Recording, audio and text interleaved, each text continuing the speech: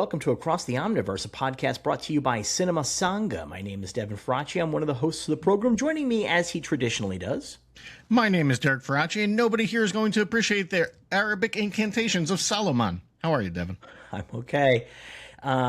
We told folks last week that we were doing Love Boat again, much to the consternation of a few people, but we're not, because I couldn't record last night, which is when we normally record, and I needed to push it back a day. And Derek wisely said, "Well, if we're pushing it back a day, why not do X-Men '97?" And I said, "Yeah, that's a really great point, buddy." And so that's what they're doing. We're doing X-Men '97, season 2, episodes 1 through 3 today. If we were a more put together podcast, we would have set up this whole thing as if we were still doing Love Boat and gone through news, gone through letters, and then started to discuss the Love Boat, and then pulled like a wrestling move where all of a sudden the X-Men '97 theme comes in, and we're like, what's happening? But we didn't do that. The thing is that our Love Boat episodes are insanely unpopular. So more popular than the Spider-Man Noir episodes. Crazy. So, I think advertising this is about the X-Men is a good idea. Yeah. How you doing? I am good. You're lucky I'm here. Why? Because a pinball lounge has opened up across the street from me, and I went there after work today, and I was there for about 2 hours. Oh no! How much money did you drop? It's free play. You pay a single amount. You pay $15 and you can play all day. Wow. Yeah, and you can come and go. They give you a bracelet, and you can leave and come back. Wow. Yeah. So you're just gonna have a daily pinball? I am in a lot of trouble. I put in a link here in the notes under the welcome random shit if you want to look at it, from the Museum of Play, of a machine that they have there that I did not get a chance to play called Hercules, that is the size of 4 pinball machines. What? Yep. Hold on. And I cannot wait to play this thing. Wow, that's really big. How do you possibly play that? Not a clue. Wow. But I am excited. They have many, many games. They have, let's see.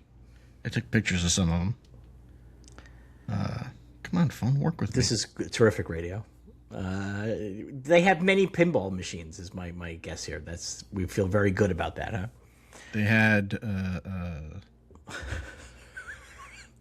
Captain Fantastic, the Elton John game. Right, that's pretty cool. They had a Led Zeppelin game, Elvis game, a Rush game, Batman '66. That was really fun. Yeah, I have all these games. I have all these pinball machines at my local pinball place. 8-Ball, Jungle Lord.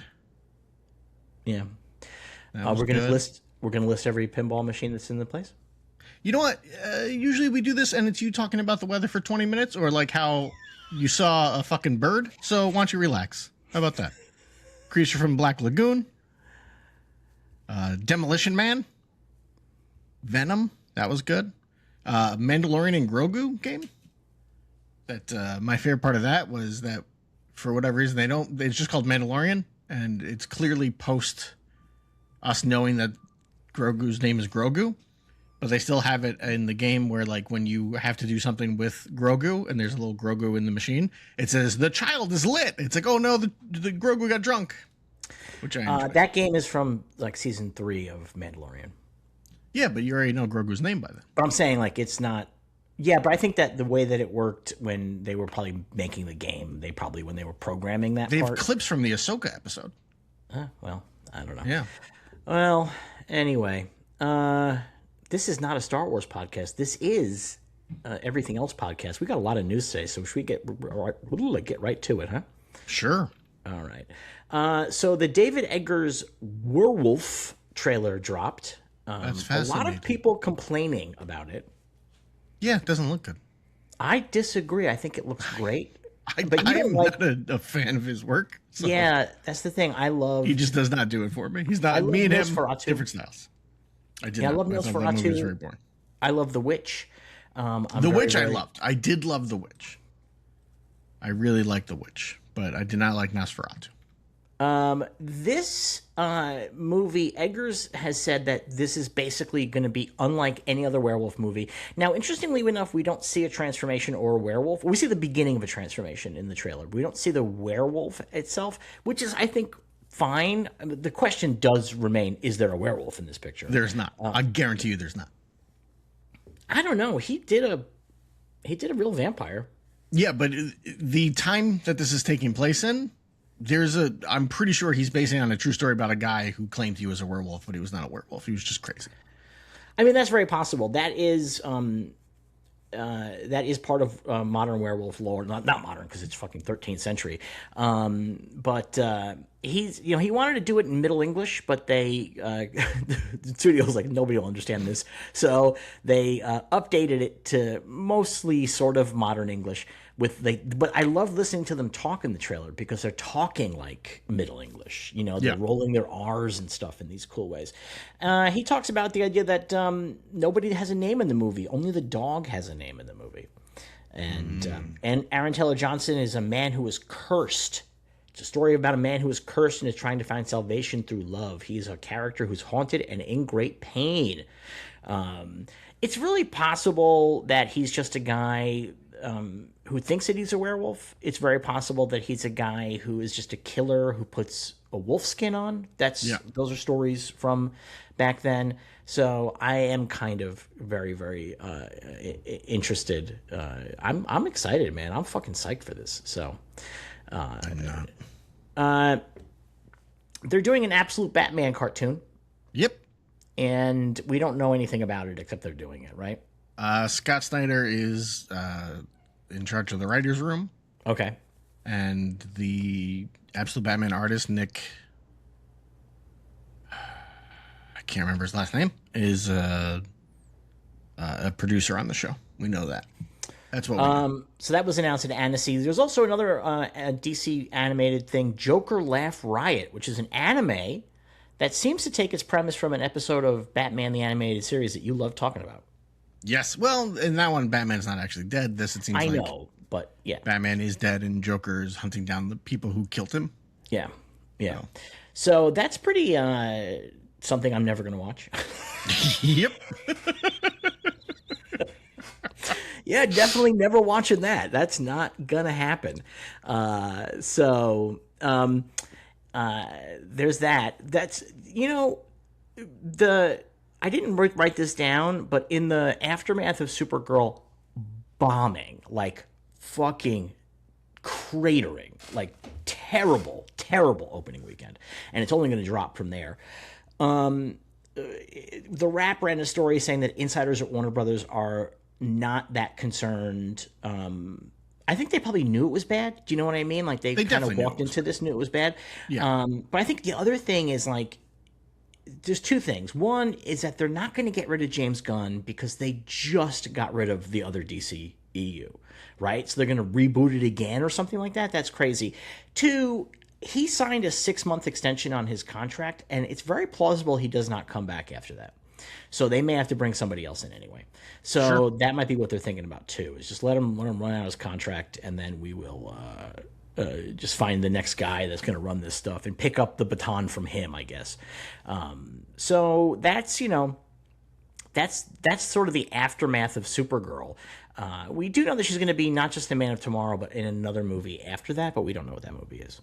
Yeah. So, yeah. Speaking of Supergirl, we have some information about some of the changes because the original press screenings were a different movie. Well, no, these were test screenings, not press screenings. Okay. That was okay. That's my mistake. Yeah. The original movie started with Krypton blowing up, and then Krem is murdering Ruthie's family. So the cut that was doing the test screening said this guy that saw it said it was about 10 to 15 minutes longer. I do feel like, though, 10 or 15 minutes is all the movie needed. Yeah, it's weird because in this he's like, it's like 10, 15 minutes longer, but it didn't really add anything to the movie. And it's like, well, then what were those 10 to 15 minutes? They had to add something. Like, I can't imagine it's just a pause screen.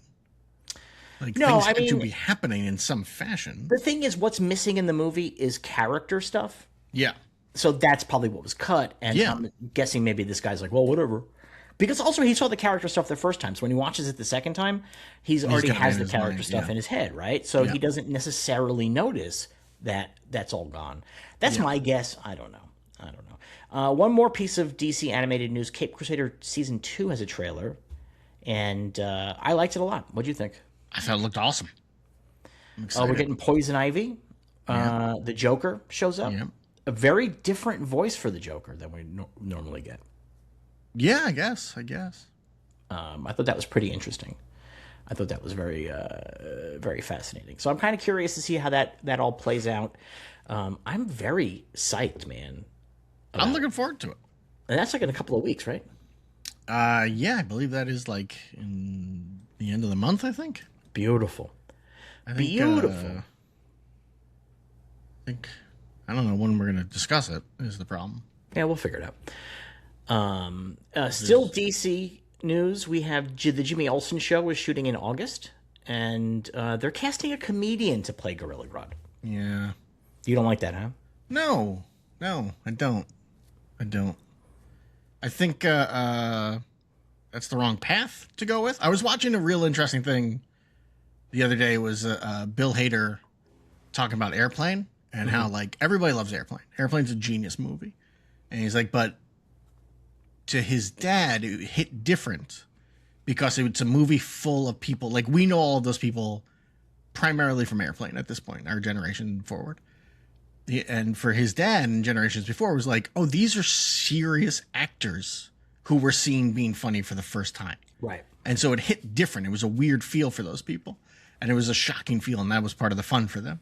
And like, you want to make Grodd comedic? Fine, I guess make Grodd comedic. I think it's kind of a goofy way to go about it. But don't hire a comedian to do it. You get somebody serious to do it and let them play it straight and have the comedy there. You know, the idea of like looking for a comedian, that makes me nervous. That makes me uncomfortable. Yeah, I get where you're coming from. I mean, I don't know. I don't know what the angle is here. They're also hiring a character who's a lawyer. They're casting for a character who's a lawyer, and some people are speculating that this means the show is going to be structured around a Gorilla Grodd trial. Sure, maybe. Which would make some sense, like in terms of like you would maybe have flashbacks to things or something like that. I don't know, but like it's a documentary. That's right. It's a documentary. Yeah. So yeah, that could be very well. That it's like the Gorilla Grodd trial. Here's the story of Gorilla Grodd. You know, like yeah. Did we talk about the fact that calling him Gorilla Grodd is essentially racist? No. It's like Jimmy the Greek or something like that. Like you're making his species the most important thing about him, his defining factor. I believe he introduced himself as Gorilla Grodd. I know, but that's because he was created in a much more racist era. I guess, yeah. I mean, you don't have to guess. Well, I don't know. I mean, it was a much more racist era. I just don't know. Is it racist or is it speciesist when it comes to gorilla? Yeah, it's speciesist technically, but within the metaphor that our comic book worlds exist within, it's racist. Here's a piece of news that's interesting. Alamo Drafthouse Cinema launching a distribution label for unreleased film festival movies, and the first one they're going to put out is this Butthole Surfers doc that played at South by Southwest. Very excited to see the Butthole Surfers doc. Alamo Drafthouse Cinema already had a distribution label. I should know. I was involved partially with it. I did some help. So I don't really understand why they're doing it again. Because I just don't get it. I kind of don't get it. Why not? Why not jump in again? Give it another shot. I guess. They're like, everybody's pissed because we let you use phones now to order food, so we gotta. Yeah, I mean, we're still cool. That's the thing, is that because the Draft House is now corporate and it's owned by Sony and it's corporate people, it's just seems like it's going to be less cool. Everything about Draft House just seems less cool these days. So yeah, just endless amounts of fucking people complaining, rightfully so, about having to use your phone to order. They include if you want to get water, you have to use your phone. That's crazy. It's nuts. It's absolutely nuts. Yeah. Although I've never been to a Draft House, so how did like ordering before work? Was there just like people standing there and you'd wave at them? Like, how did that work? No. So what you do is you sit down underneath each chair has a table. Each seat has a table in front of it that's attached to the seat. And or at certain draft houses, there's just a whole running bar in front of your seat. Okay. And so there's little lights underneath it, but very dim, like Just dimmer than enough the that lights. you can see when you're. I mean, like it's actually really still hard to see, but they're dimmer than the lights that are running on the stairs on a movie theater. You know those lights? They're way dimmer than that. And so what you do is you take they have pieces of paper and pencils. You take a piece of paper, you write down what you want, and then there's a little thing you put the piece of paper in, and the servers keep poking their head into the theater and seeing if anybody has a flag raised. And then they come by, they scurry by all bent over, grab the thing. Sometimes they'll be like, "What size did you want?" Like, or something like that. Like if you didn't put something down, yeah. But otherwise, it's like the only part of the people always say it must be really disturbing to do this. I never found it disturbing. The only part that I ever found disturbing to me about seeing a movie at the draft house, like really kind of like ruffled the experience, was they come in to drop your check. And when they come in to drop your check, you now know there's like this much time left in the movie. And usually that's happening at some of the most climactic moments. Sure. And so now I'm thinking about getting my credit card out. Do you know what I mean? Like, so. And then you're looking at the check and you're like, oh. Well, what's funny is that before they started the fucking ordering through phones, what they started doing was having servers come out with handheld credit card machines before the movie, be like, "Hey, do you want to put a credit card down?" So so that when you've done, like it's just ready to go. Yeah, it's just like a bar. Yeah. So but the actual experience of watching a movie with the servers is not distracting. I've never been distracted by it in any significant way. And I'm not really that distracted by the people eating either. Like, it just doesn't, Yeah. So,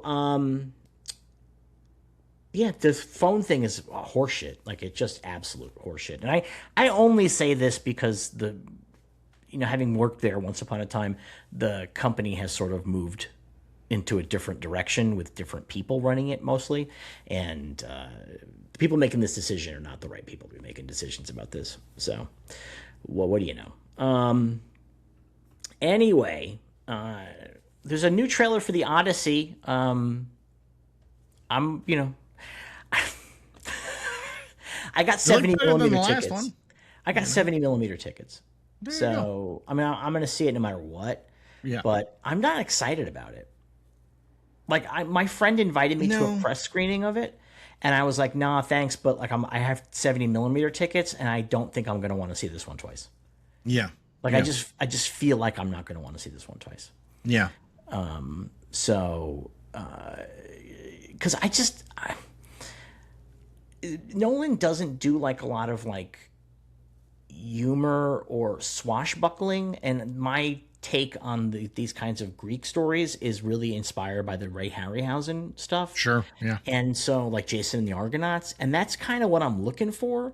I'm not really necessarily looking for the dirge of like, I don't know.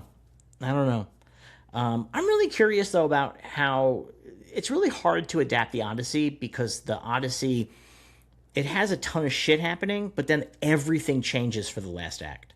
So like, you're no longer on the water. Odysseus gets home and then he has to murder 30 guys. Yep. And it's like just totally different. Like, it's a really hard left turn. So I'm kind of curious how that plays in this film. And I'm assuming that they're going to keep cutting to Tom Holland the whole movie, who's Odysseus' son. Seems like it, yeah. So, I don't know. Yeah. I mean, the trailer, there's a lot of Tom Holland. There's a lot of Pattinson. Anne Hathaway. Yeah, Anne Hathaway. Pattinson. Yeah. All these suitors. I mean, like, I'm kind of excited to watch Matt Damon kill all these guys. It's the thing I keep thinking whenever I watch the trailer or I see something about it, I'm like, man, this is going to be a good year for like 3 specific actors. Like, you got Zendaya, Pattinson, and Holland are all going to have a real good year from the looks of things. Like, maybe, I don't know, maybe Dune 3 doesn't do as good as Dune 2. I don't know. But it seems like they're all set up for a very good year. Yeah, seems like it's going to be nice for them. I mean, the buzz around Spider-Man Brand New Day is so intense. Yeah. It had, we talked about this last week, right? It had the biggest ever pre-sale ticket. Yeah, 200 million. Yeah, it's crazy. 200 million at least. Yeah, it's crazy. Yeah. At least that's just like pre-sale. That means that the theaters are going to have to open up other screens to it. Yeah. For people that walk in, and that means other movies are going to get booted. So if there's movies that you want to see that are in the theater right now, I recommend getting out to see those movies right now because they may be getting pushed off your local screens. You know what they do at my local AMC sometimes? What? They did this. I saw this past weekend. I was looking at, or for this weekend, I forget. I can't remember which movie it was, but there's some movie where I was like, oh, maybe I'll go see that this weekend. And then I went to see like the times, and it was like they were all sold out. I'm like, there's no way this movie sold out. Oh yeah, no, they're clearly they're like, oh, we need more screens for Minions, but we legally or contractually have to have this one. Right, we contractually have to have this many. Yeah, that's 100% what's happening there. Yeah. Yeah, but try to get to some of these movies. We had a pretty good early summer already, so try to get to some of these pictures. Are you going to see Minions? I've never seen any of the Minions movies, so no, I don't think so. This one really intrigues me. It sounds interesting. I'm not going to lie. Like, it sounds fun. I got nothing against the Minions. I know a lot of people, there are people that are like obsessed with the Minions, and then there are people like, I hate them. I can't stand it. And I don't feel either way. Like I said, I've never seen any of the movies, so I don't find a reason to hate them because I've never watched it, and I don't find a reason to love them because I've never watched it. Like, I see the commercials, I'm like, those are cute little guys. And then that's about it. I mean, just them having an experience, like playing around in old Hollywood, like silent movie era Hollywood, that seems like really fun to me. Like, it does. Think, and knowing who writes these things, I know that there's like real love for that concept. Yes. And I do love, again, not having seen any of these movies, is anytime I learned a piece of lore, like how the director had to come out and be like, the Minions did not help Hitler. It's like, what is going on in these movies? Well, because the writer had to come out and be like, the Minions cannot die, but if they did die, they would go to hell. And it's like, what is happening? Maybe I should see these movies. Well, the thing is that the Minions, their deal is that they always serve the worst villain in the world. Like they're like a species that's their deal. So when they began pushing them back in history, somebody was like, wait a second, there was definitely a pretty big villain. And so they had to say that the Minions got frozen in a cave during all of World War II. Thank God for that, huh? Yeah, seriously. I really, there's got to be somebody. What about the Armenian genocide? Well, there might have been bigger villains at that point. Okay. Somebody's got to have made fanfic about the Minions working for Hitler, though, right? I'm sure if you looked up Minions Hitler, there's like tons of art of them hanging out with Hitler and Goebbels and whatnot. There's got to be, right? Yeah. But anyway, our last piece of news today, they're making a movie, finally, out of Sirenhead. This is... There's one thing we didn't add here. I saw this right before we started recording, that they're also making a movie out of the Mandela Catalog, which is another online thing, internet thing. And this one is... Spielberg is part of this one. This is everybody taking the wrong lesson from Backrooms, I think. Yeah, but that's the thing. It's 100% that. Like, everybody's like we have to get our own creepypasta. Yeah, I mean, that's 100% the thing. Mandela Catalog is a 2021 analog horror franchise created by American YouTuber Alex Kister. It is set in the fictional Mandela County in the United States. In the series, the county is invaded by otherworldly entities called alternates that psychologically torture their victims with the ultimate goal of assuming their identities as doppelgangers. It's set in the 1990s. There you go. Yeah. So, anyway, yeah. So I guess Sirenhead is some kind of monster with two sirens for a head. Yeah, he's like there's like an era of internet creepypasta where the scariest thing something could be was tall and skinny. Yes. And so he's got that tall and skinny, but also two sirens. Bill Hader, essentially. Everyone was terrified of Bill Hader. Yes. And the sirens do siren stuff, and music can come out of there or voices can come out of there, and that's how Sirenhead gets its victims. Oh. Now, the thing about Sirenhead, the movie, is that it's being written by Zach Kreger and directed by Brian Duffield. Yeah. That's good talent. Yeah, it is. That's good talent. And Yeah. so I'm hopeful. I think the one possible thing that might be good about this desire to kind of get creepypasta on screen is that it's low stakes IP that Sure. gives maybe creators a lot of freedom. Yeah, Like, I don't think maybe. Sirenhead has so much fucking lore that you I have can't. no idea. I have no idea. Like, who fucking knows? Like, there was so much lore to like to a lot of these things because there's just people making up stuff on Reddit all day. Well, that's the thing, right? I mean, so Backrooms is a good example because people just keep making up lore and adding it to like the Wikipedia.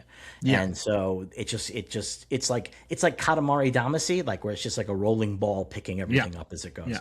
And so Siren Head I'm interested in. Zach Kreger and Brian Duffield. Duffield has Whalefall coming out this August, isn't it? August. What was his spontaneous combustion? Spontaneous. Was it just called Spontaneous? Yeah, where they with the teens and high school or whatever. Yeah. Yeah. I really like that movie a lot. I've not seen it. I have not It's really good. You should really see it. It's terrific, and it is so many people explode. So many people explode. I was too busy watching Song Sung Blue. No time. Nobody explodes in Song Sung Blue. I mean, she gets run over by a car and loses her leg. I mean, that's true. His heart explodes. His heart does explode. His skull explodes.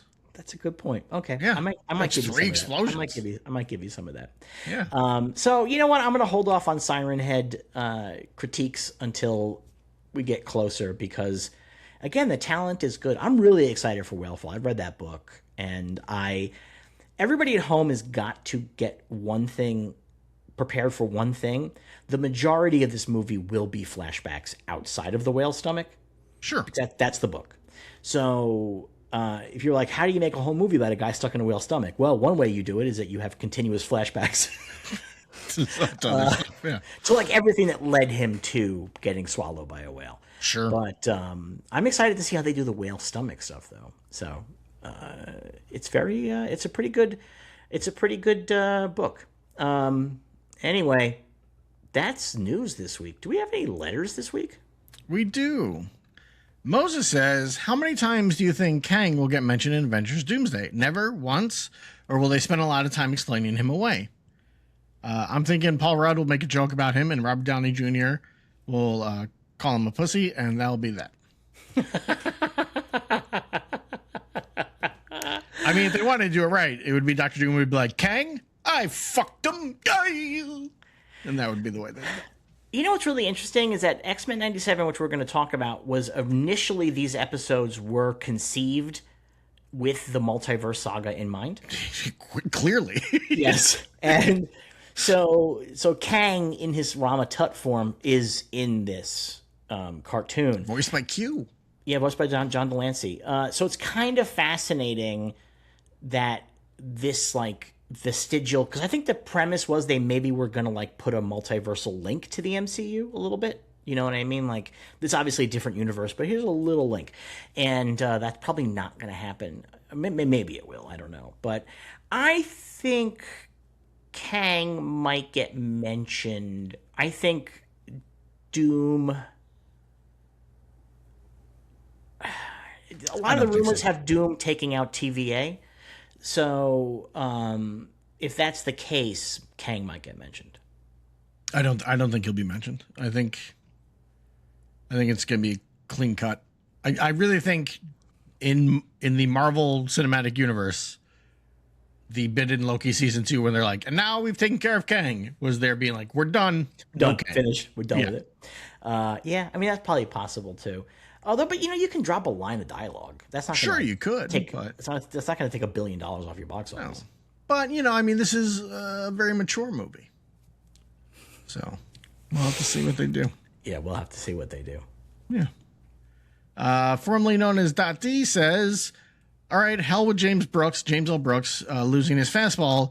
Either of the brothers kept on 20th century women, and how readily that's been climbing the films of the 2010s. That's not that that's such a hill, but still. I don't know what this question means. I'm going to be honest with you. The Mike Mills movie, I like that you put it in there even though you don't know what it means. I thought maybe you would know. 20th Century Women is a 2016 movie directed by Mike Mills, and I think you liked it a lot. I don't think I've ever seen it. I think you did, though. That's the thing. I remember talking to you. No, I did not see this movie. No? Okay. It's very good. It's very, very good. And it came out like around the same time as Lady Bird. So there was like a little thing about like young girls with difficult moms in California in the past. Like a little And Greta duology. Gerwig? Yeah. Yeah. Greta Gerwig's and all this shit. So like, but I really like 20th Century Women a lot. I have not revisited it. So I don't know how it has kept up in terms of climbing the ranks of movies of the 2010s. I have not revisited. Just never come up. And I don't think, I mean, Mike Mills doesn't work that much, it seems like. I think his last movie was like 2021. I think. I don't know. But wait, did he just get a Criterion thing?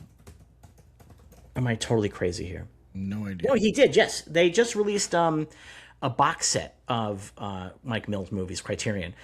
Beginners, his 2010 movie that has That I've seen. I love Beginners. yeah, and then that 20th Century Women, and his last film, Come On, Come On. And I actually have not seen. Did I not seen see that. Come On, Come On? I don't think I did. Yeah, I don't think I saw Come On, Come On. But yeah, they got a 3-film box set that's coming or is out now from the Criterion Collection. So good for him. But 2021 was his last picture, so I don't really know what's going down. You know. They missed out on Thumbsucker on that, huh? Yeah, they probably couldn't get the rights. Is my guess. So I think Thumbsucker was like a mini major movie, I feel like. But anyway, so that's my take. I have not thought about 20th Century Women for a minute, you know? Yeah. There you go. There you go.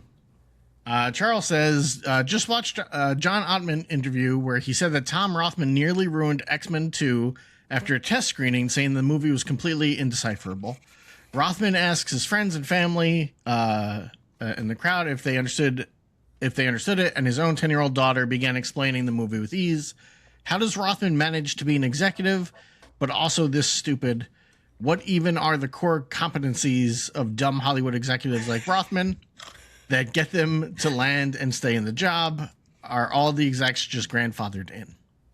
Rothman is really interesting. Not a fan of Rothman. The thing with Rothman is that he does not like science fiction.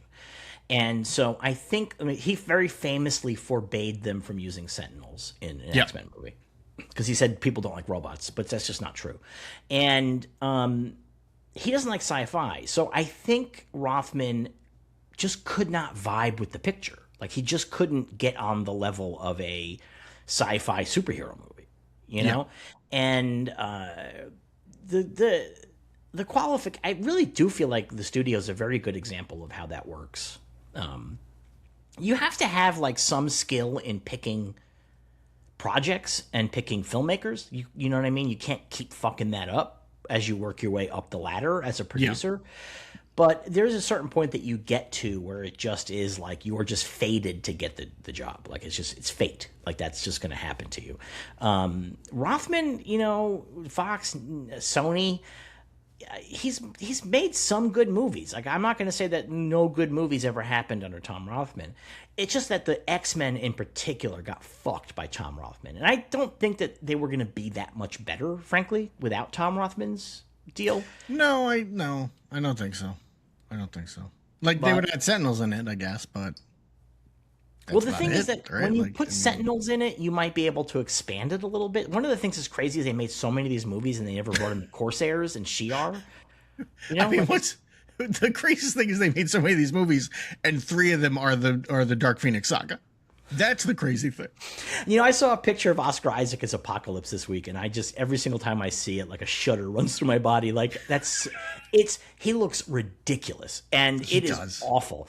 And the reason why I looked at it was because one of the directors of X-Men 97 said that Apocalypse doesn't work in live action, only works in animation, because he needs to be like enormous and he needs to change size whenever you want him to. Yeah. And that doesn't happen in live action. And so when I'm looking at this picture, Oscar Isaac isn't even big. Like, that's the thing. He's not even big. They don't even have him on apple crates. He's just like the same height as Storm. And you're he's like shorter than Psylocke, like when they're standing next to each other. It's like, I don't think this guy's Apocalypse. Yeah, that's not right. Apocalypse is like 7-8 feet tall. Like that's he's giant. Yeah. Yeah. And because the thing is, we'll talk about this more in the main thing. Apocalypse's power set is insanely vague. But it's whatever they needed to be at the moment. Well, a big core concept of it is that he can control his body at a molecular level. Yeah. So that's why he can grow. That's why he can like stretch his arms out if he wants to. But yeah, his powers are just like fucking like whatever. Yeah. But the part of the reason why is because, and as you see in this cartoon, which is correct, he discovered celestial technology. So that's some of the stuff is explained by his celestial technology that he has. The 90s X-Men must have been like J.J. Abrams' favorite thing in the world, because it was just constantly introducing characters and being like, what's their past? Who knows? Maybe one day we'll tell you, maybe we won't. And he'd be like, holy shit, this is great. Who's Strife? Who fucking knows? Don't worry about it. Yeah, I mean, well, no, Strife is a clone of Cable. But they kept that away forever. And even Cable, like Cable, everybody knew who Cable was, but they were still constantly like, maybe that's not who he is. Who knows? Maybe it's going to be something different. We changed it.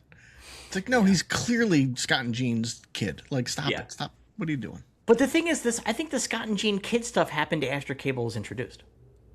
Oh, it definitely did. So I think so he was not Scott and Jean's kid when he was introduced. But I felt like even when he was introduced, people were like, oh, I bet that's Scott and Jean's kid.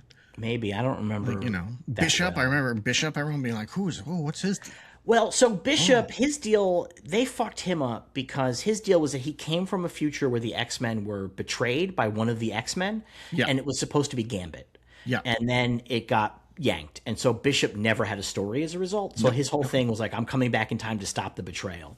And it was going to be Then Gambit. I guess he did. It's the way you can look at it. It's like, I guess, yeah. But, changed things. Yeah, that was the whole premise with Bishop, and that was a big mystery. Who's the traitor? Yeah. So it never really panned out properly. No. Anyway, if people have their own questions they want to ask, how can they do this? They can send them to ask.cinema.sanga@gmail.com. In the subject line, just put the show across the Omniverse, or if you want for Bad Batch, and then one question or comment per email, please. Thank you. All right, you ready to talk about the first 3 episodes of X-Men 97 Season 2? Sure. Let's do it.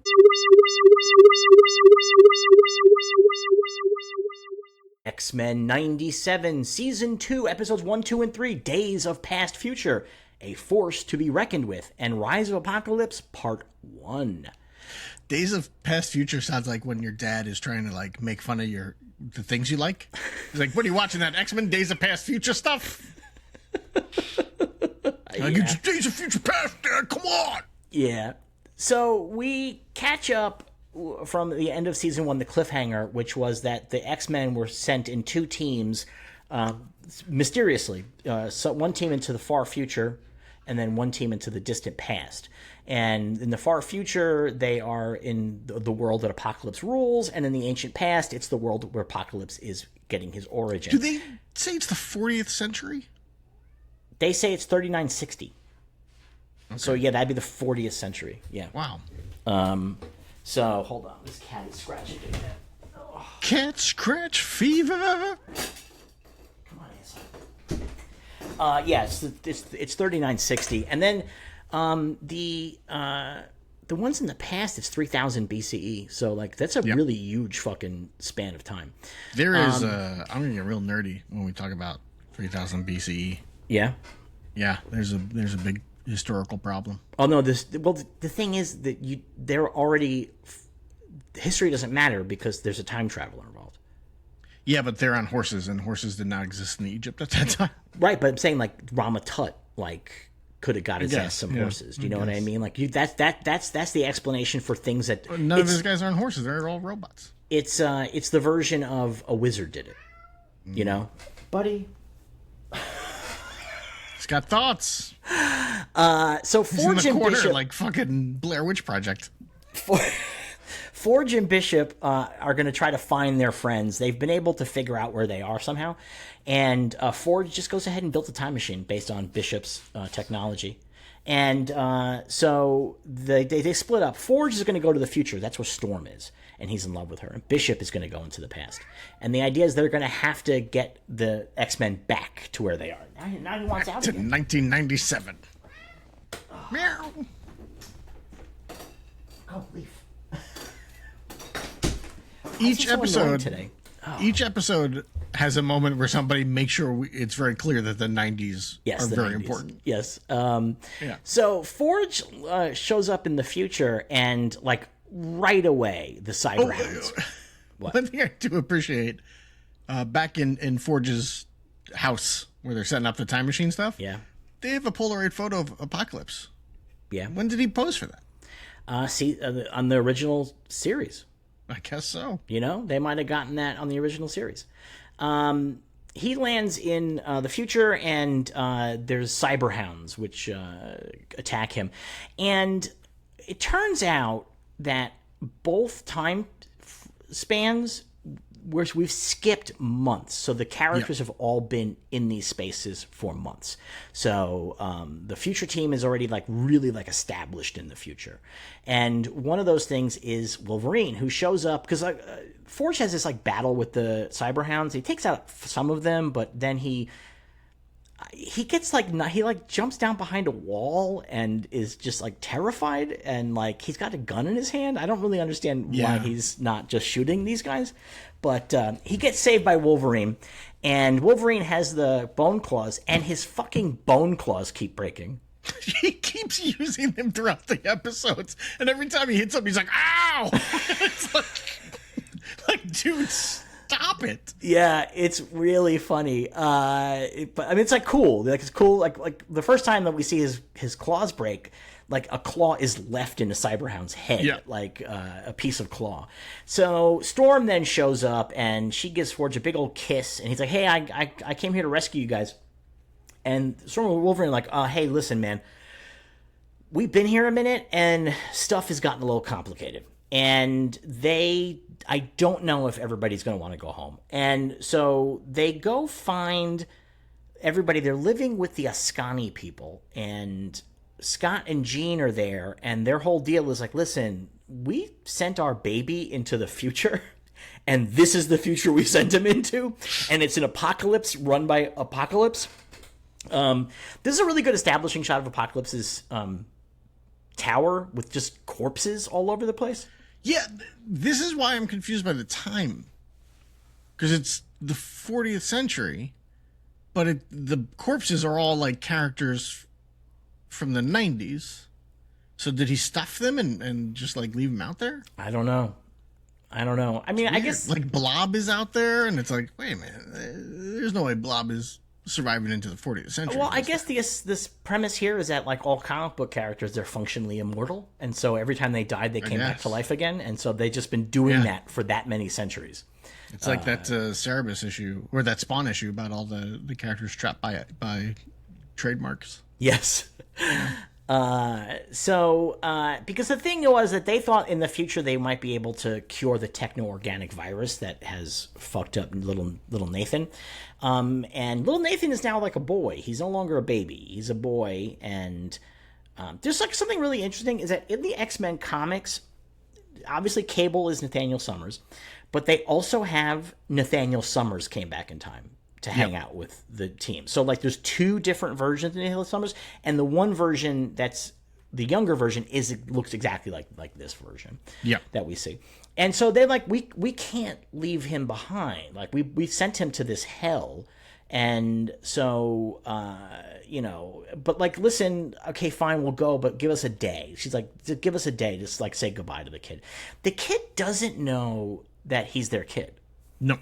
He has no idea. And so they're trying to figure out, Forge is really kind of freaking out because he's listen, we know that Nathan becomes Cable, and we know that Cable's supposed to kill Apocalypse, but the longer that we're here, we're maybe gonna fuck up that chain of events. Storm later on has a thing where she's like, well, maybe this is the chain of events. Maybe this is what's supposed to happen, which I always think about when we tell these kind of time Jean travel says stories. as well to Forge, when Forge is like, you being here is messing with stuff because you might have been, we don't know who sent you here. They may have sent you here so that his training would be ruined, and then you're blocking it. And she's like, or maybe we were sent here to train him, and not doing that would destroy everything. My big complaint about these 3 episodes is, at least the first and the third, is that they're too fast. And I think there's like a lot of really interesting time travel stuff that if they had spread it out a little bit, we could get into. And I disagree. Really? Yeah, I was happy that they're not spending a lot of time like in the future and the past. I guess I wanted to see more Scott and Jean with Nathan. I don't disagree with that in theory, but I mean, we've discussed this before. I'm not a big fan of storylines where it's like the team has been separated and we're going to take all season to get them back together. Oh, yeah, no, I agree with that. I agree with that. Yeah, no, I hate it a little less with X-Men because there are so many of them. So it's like, yeah, okay, it's a little easier to deal with, but like, right. I don't need an entire season before they all get back together. I mean, splitting up the X-Men is the best way to handle the X-Men because, there's just too many characters. So, like, if they're all doing their own adventure, you don't have to worry about them all just standing around in the background the whole time.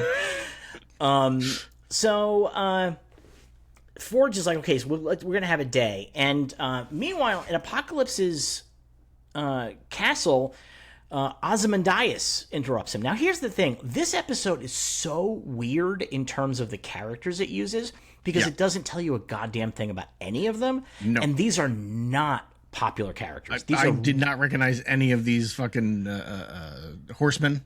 Well, they're all nuts. Like, they're awesome. They're so cool. I don't understand why Apocalypse is a jukebox. Well, I actually don't mind that. Like, I think that you jumped that far ahead and he's like living inside like some kind of like electronic coffin. I'm like, yeah, sure. Some shit happened. He does look like a jukebox. Some shit happened, right? But so the thing is, I think a big missed opportunity is that in the comics, Ozymandias is made of living stone and Apocalypse turned him into living stone. But Ozymandias was there when Apocalypse became Apocalypse. So he was there in 3000 BC. However, they don't have him running around in the show. Or do they? No, the only guy that it could be got his head cut off. No, it could be the Grendel guy. That's the guy that got his head... Oh, no. No, Baal? Yeah. Maybe. I mean, that's not the story in the comics, so they would be definitely changing the comics. His name's Ozymandias in the past, or Ozymandias. Well, they never even call him that in the future. They don't call anybody anything, and they don't even tell you what anybody's powers are. Like, it's like crazy. Like, I got drums. The drums. This guy's awesome. I don't know what's going on, but he's awesome.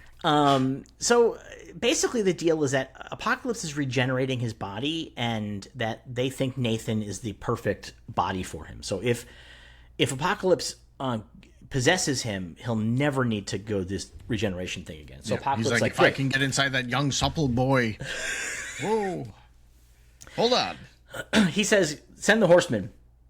And meanwhile, Nathan is getting training from Jean Grey about how to use his telekinetic powers.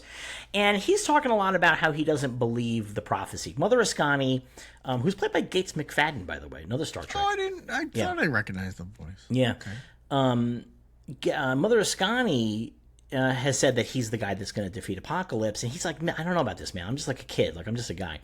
And Cyclops is like, but that's why you are the best guy because you've been fighting to survive since the day you were born. Like, and it's kind of funny that like the one thing I wish that we had definitely had more time for would be Jean and Scott talking about we're here to raise our child, but we know that he turns into a murderous asshole. Yeah. Like, it's like, that's like really interesting to me. Like the idea that like they know it's going to go, he's not bad, but like unpleasant. Like he's going to be a real Wolverine. Yeah. Cable's got like a lot of like trauma and shit. And like, yeah I don't know. Anyway, as they're talking, Morph comes and he's like, all right, let's go play baseball. And Morph's mutant power in these episodes is I interrupt conversations. Yeah, seriously. So Scott and Jean, when Nathan leaves, like, what if we just fucking stole the kid? which I really like. What if we just stole the fucking kid? Well, and Scott goes and talks to Mother Ascani first. By the way, Who's she's hanging upside down on fire. All I could think was like, he walks in and she's like, I don't know how the fuck I ended up in this situation. Jesus. It's so good. It's weird. It's so And excellent. then she ends the conversation by just flipping upside down and putting herself on fire again. And he's like, I guess that's the end of our talk. Okay. Yeah, it's no, real it's weird. like, it's so great. Now, here's the thing. She is Rachel Summers. I thought so. Knowing very little about X-Men lore. Yeah, so here's the deal. This is adapted from a comic book miniseries called The Further Adventures of Cyclops and Phoenix. Yeah, which I never read. And it's actually really good. I've heard it's very good. I've never read it. Yeah, it's got it's got more story than this has, but that is Rachel Summers, and they kind of like hint at it because later on she pulls off her hood and there's a phoenix in her eyes, and Rachel Summers is Phoenix, and she's got the marks of the Hound. Yeah, and she says at one point she also says, I wrote it down because I was like, come on, where is it? Oh, is it in episode 3 that she says it, or 2? I don't know. Whenever we get to it, I'll get Well, there. she says, I left a hell only to find myself in this hell. And so, like, she left the Days of Future Past world is the premise here. So, Jean and Scott are like, what if we just steal him?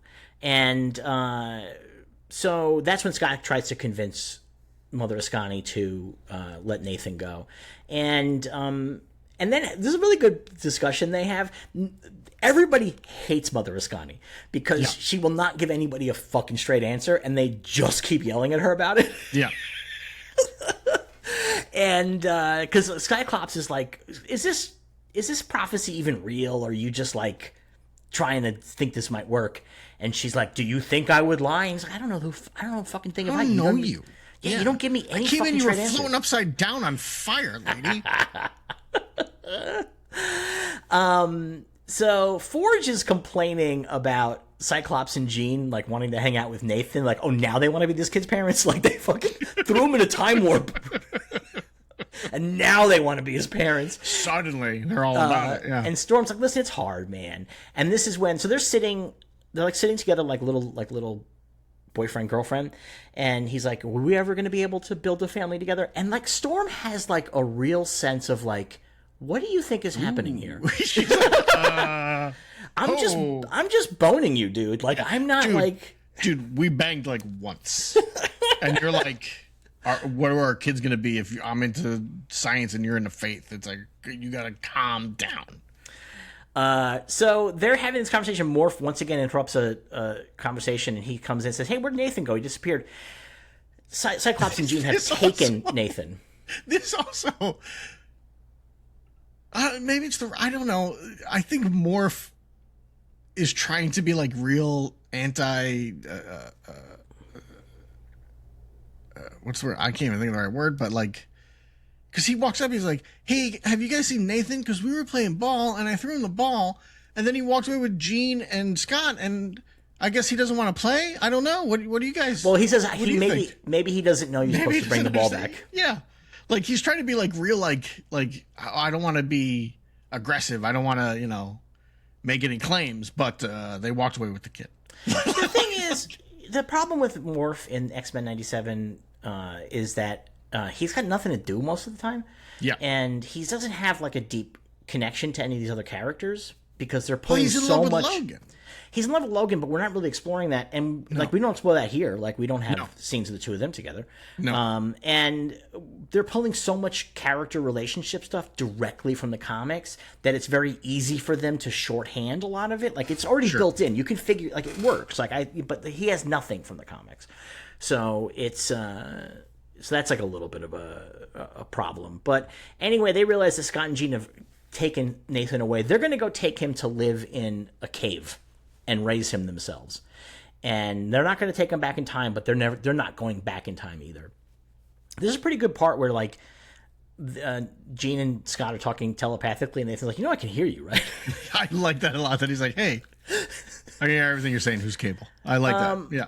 So they get attacked by cyberhounds, and they not only get attacked by the cyberhounds, but also the horsemen. So we're going to talk about who these final horsemen are. These are later period characters, and so the horseman of war is a guy named Decimus Furius. He's from ancient Rome, and he's a minotaur. And awesome. The deal is that Apocalypse, over the course of his life, pulled people and put them aside to be his final horsemen in case of emergency. So that's who all these guys are. So they're all from different time periods. Okay. He didn't travel through time. He just grabbed him while he was living. Put him in storage. Yeah, Decimus Furius was a gladiator because he was born looking like a minotaur. Death is a guy named Sanjar Javid. And he is from he's got disease that he can do. He can poison everybody. And he is from India in its sort of high period. Then the best one is Jeb Lee, who is famine, and he is indeed a Confederate soldier. And he's a Confederate soldier who is a spy, and he was behind enemy lines as the Union. And then after the war, when he came home, he still had his Union uniform on. So the locals burned his whole family alive in front of him. There you go. Wow. That made him his mutant powers manifest, the stress of that. And he could use his drum to create a bio-auditory cancer, a living sound that feeds on the flesh of those who hear it. And then finally is Shizumi, a geisha from 19th century Japan. She's pestilence, and she attacked the other geishas with a swarm of beetles that she made with her own powers because she was jealous they were more beautiful than her. There you go. She also, in the future, she ends up fucking Archangel and has his baby. There you go. So they're the Apocalypse twins. The Apocalypse twins end up killing a lot of these other characters, in the future. Do you think she's jealous that two of the other ones have pestilence powers? It's really weird that I don't understand why they have pestilence powers already. It doesn't make sense to me. But whatever. It's right from the comics, so I can't really call out the cartoon. No. And in terms of picking things from the comics, this is a terrific thing to pick. It's just I mean, they're cool looking. They're a neat little band together. You're whoa, these guys are all different, very, very different. But it's so funny that you're watching this cartoon and the scene is set in the year 3900 and there's a fucking Confederate guy with a drum. Yeah. The little drummer boy, and nobody says anything. Nobody's. It's so funny. So they end up taking out our guys, and they kidnap Nathan and take Nathan to Apocalypse. So now back at the Ascani headquarters, our remaining X-Men find out they've been kidnapped. So she's Miss Mother's kind of fuck, this is gonna wreck the future because this was not supposed to happen. And then this is where Storm says, maybe this is actually what's supposed to happen. She says, you can't escape. You told me you can't escape your destiny. Well, this is their destiny. So they need to rescue these folks. So the Horsemen are on a hyper bullet train on its way to Apocalypse's castle. And they are going to have to... They can't get into the castle. But they have to get on the train before it gets into the castle. The problem is it's going Mach 3. And so they're there's no way we could fucking catch up with that. And so Forge decides there's a ship that they have, and he's I think I can do this, but I can make this ship work for us, but I need a lot of power. And I don't have enough power. And Mother's Kind's I can do it. He's what, do you have a fucking supernova on hand? And she goes, actually, maybe. And she tells Storm to go up and into the sky and use a solar storm. And direct a solar storm here to give the power to the thing. I got a big problem with this. Yeah? Yeah. This whole thing is Mother Scotty being we can't mess with the future. We gotta be careful. And she's Storm, why don't you make the sun do stuff? And Storm's I can't do that. And she's I've seen you do it plenty of times in the future. No, it's actually Mother the past. Scotty, choose your... Well, for her, it's the past. It's for her, for Storm, it's the future. Yeah. So it's But I think that maybe Mother Ascani realizes that this is where Storm figures out how to do that.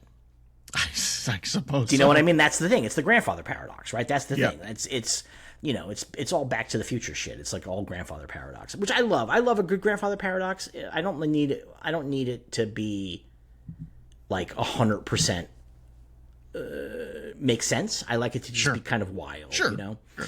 I think it's a little much that Storm is now like, I can control the sun. That's a lot.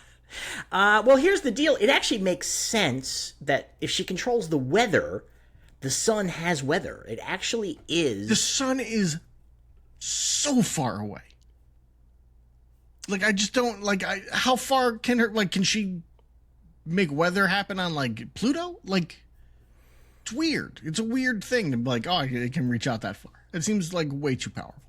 So, the thing is that currently in the comics, Aurora Monroe is an Omega level goddess. She, like, hangs out with Infinity now. Yeah, they do this with all these characters. This is one of the things that I don't like about the X-Men, is that all, like, they all start off with, like, like, oh, here's Nightcrawler. He can teleport 3 times in a row, and he's got to be able to see where he goes. Any more than that, he gets sick. And now it's like, he can do, like, 900,000 times and do it across the planet to other planets, whatever. Not a big deal. Well, and it takes away, like, it makes them less interesting to me when they're so powerful. So I think the reason why they become so powerful is just because the comics run so long, and they need to kind of keep upping the stakes. And then when the stakes up, they need to have the response be upped, and so everything just keeps getting bigger and bigger and bigger. I get why, but I just but like everybody gets knocked back down eventually. So, but currently, I'm not sure how popular she is as Cosmic Storm these days. She's called the Eternal Storm, and the universe chose her, and she is one of the most powerful beings in the universe. So, I mean again, that's the deal. But she does it. She's able to do it, and they are able to get the ship going. And on the train, we see that the Summers family has been hanging up by their hands, and they got inhibitor collars. And so Jean is like, "Hey, Nathan, the techno-organic virus, move it up your arm and let it go into the inhibitor collar so it'll short circuit or whatever." And Nathan's like, "No, it's too hard. It hurts too much. I can't do it." And that's when Cyclops like, "Actually, Nathan, we're your parents." And he's got a good bit because he starts getting sad. He's like, "Why would they leave me? Like, why would my parents do this to me?" Right. And Jean is like, "You don't understand. You're so special." And he goes, "I know. Everyone keeps telling me I'm a miracle. You know what miracles are? They're things that weren't supposed to happen." And he's saying, like, I was not, like, my parents gave me up because they didn't want me. I was not supposed to happen. And it's like a really touching moment. And then Scott's like, "I'm going to say this thing that I said to you when you were an adult, and somehow you're going to know it," which is kind of weird. But I liked it. It was a nice moment. It was a good moment. Yeah, so he tells them that, like, your mom is like the most powerful telepath on Earth. I have these unstoppable beams, so obviously you're the child of the two of us. You must be incredible. Jean, I am concerned about how Jean understands things. Why? Because Scott says to him, "We thought about you endlessly, how your voice would sound." And then Jean jumps in and says, "Your laughter, your eyes. Eyes don't sound." Yeah, I mean, it's a little messy, but I get where she's going with it. Although I guess his dad's eyes make sounds. That's a good point. Yeah.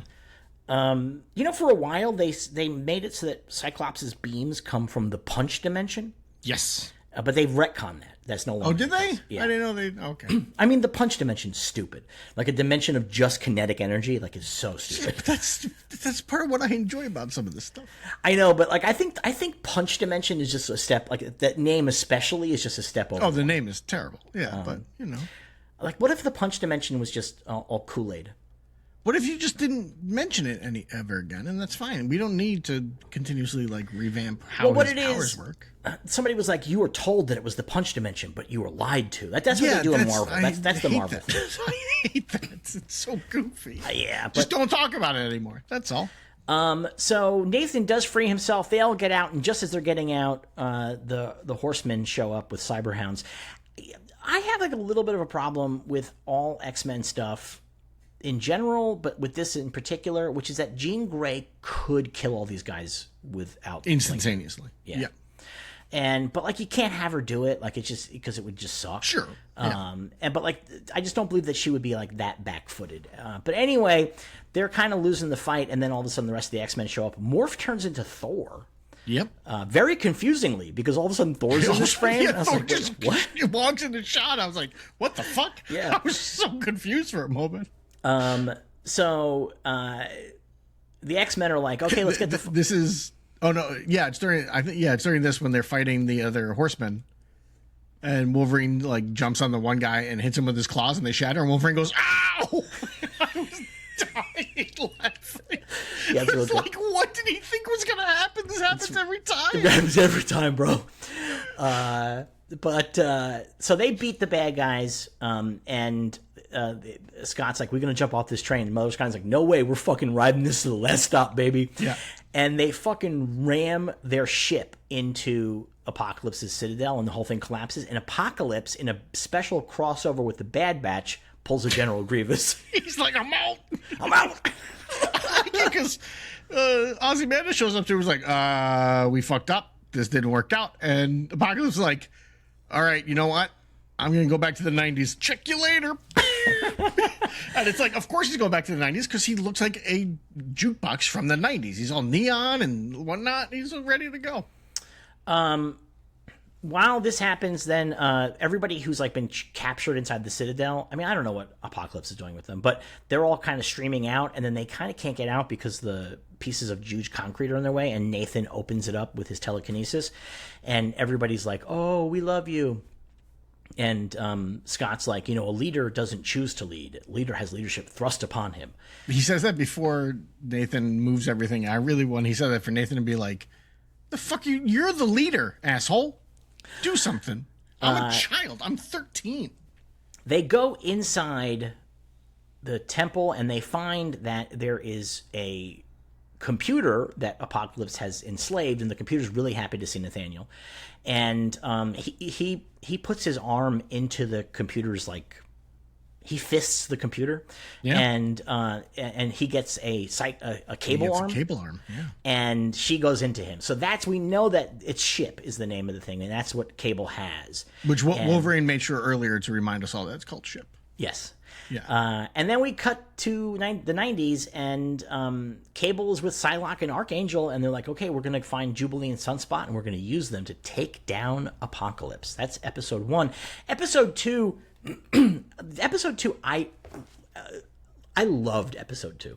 It's my favorite of the 3 episodes. It's so good. It's so good. And like what the best part about it is I'm watching it and it's the cold open, and then it goes to the credits and it's an X-Force credits. Oh, I was so excited. It was so cool. I like giddily laughed. I was like, oh! I love that. I love when they change the credits. It's just so neat. So we get a bunch of mutants that are going to the X-Mansion. They're trying to escape X-Factor, which is government-sanctioned mutants that hunt mutants.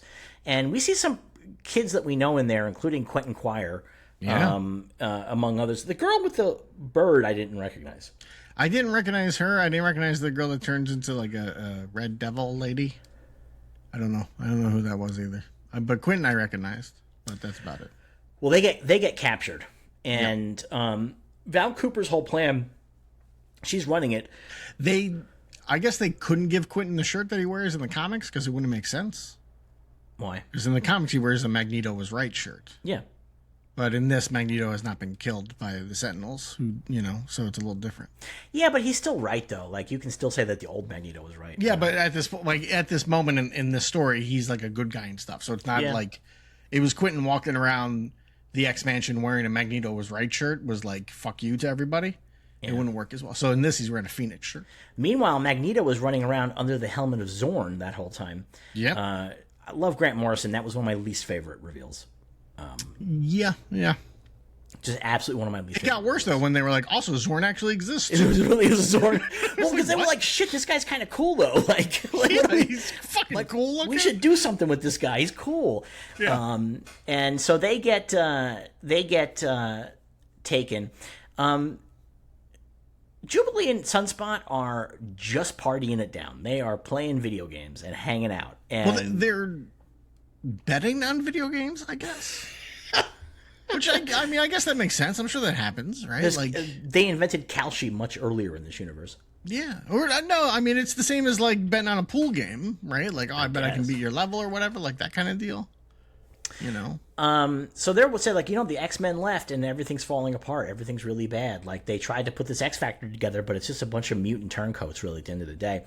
And Cable is sitting there. They go get like a milkshake or whatever, and Cable's sitting there like with his hood on. I really like. No, Cable is wearing the MCU. I'm undercover. Oh, that's right. He has the blank baseball cap. That's right. Baseball cap and like the brown coat, and he's like, that's 100% a joke, right? That's they did that on purpose. It's gotta be. And so he tells them, hey, listen, the world is in trouble, but it doesn't have to be. I'm getting a team together called X-Force, and I want you guys on the team. I want you to look at my notes for my favorite moment in the episode. I took a picture of the screen. It is Cable angrily drinking from a straw. So good. He looks so annoyed by it. It's so good. It's great. I loved it. I was dying because he's like, we have to stop him at any cost. And he's just so pissed looking as he takes a sip from the straw. It's great. It's so funny, man. They fucking really nailed this stuff, like, in a big way. And Jubilee's not like psyched about it, because she knows that Cable's kind of like a killer. But he's like, listen, War is on the move, and I want to get him, and then I want to use him to work my way up the ladder of the Horsemen to find out where the next guy is, and then get to Apocalypse and kill him, which is what I'm supposed to do. I'm supposed to kill Apocalypse at some fucking point. And Jubilee's like, not sure, but they take the offer because they just felt really useless. They just feel like they're not doing anything. So they go down to Rio with Psylocke and Archangel. New outfits. Jubilee's hair grows real quick. Jubilee has some really good outfits in this episode. She does, yeah. She has some really, really good outfits in this episode. I like when they go see Emma Frost and she has the sort of the Asian. Yeah, it's very cool looking. Liked it very much. So Psylocke, I don't remember. Is this the first time Psylocke is Betsy Braddock? Because she's British, and Betsy Braddock is British. Yeah. Took over the body of Quanon. But I don't remember what the Psylocke shit was last season or at the original Was show. she in last season? I don't remember. I don't think she was. So they go down to Rio de Janeiro, and Jubilee and Sunspot dance. And Cable's like, what are you doing dancing? And they're like, well, he told us to mix in. Yeah. And then they see War. They see War, and green guy. They chase him down. He's a big green guy. Yeah, they chase him down, and they capture him, and they tie him to a tree. And Cable's like, well, what are his powers? I don't remember which fucking war this is the thing. There's the so green many guy with wars. the mo haircut. Yeah, I know, but there's so many. Oh, there's so many. But I was like, they just tied him to a tree with some rope. I feel like, I guess he doesn't have like super strength would be my guess. I don't know. Yeah, I don't know. War. Is he maybe Abraham Kiros? I don't recognize any of these fucking. Oh, it's Abraham Kiros from X Factor, a Vietnam War vet who was paralyzed, and it was an iron lung. A big fan of the Three Stooges. He became became War because of that. So they capture him, and Cable's like, if you won't tell us, we're going to pull it out of your head. And Jubilee's like, no, we can't do that. That's not right. And Cable's like, listen, maybe you X-Men had, like, niceties about this shit, but, like, X-Force gets things done.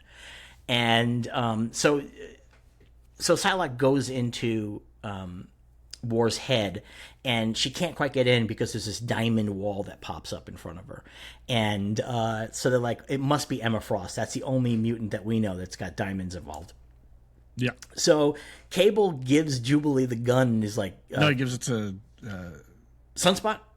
No, to Warren, to Archangel. Oh, he gives it to... He didn't give it to one of them first? No, gives it to Archangel right away. Well, he's like, kill this guy. And Jubilee's like, no, we can't kill this guy. It's wrong, it's wrong, it's wrong. And Warren's like, this guy's a piece of shit. Like, I hate this fucking guy. Look, it's great because Archangel's like, listen, I've been where this guy is.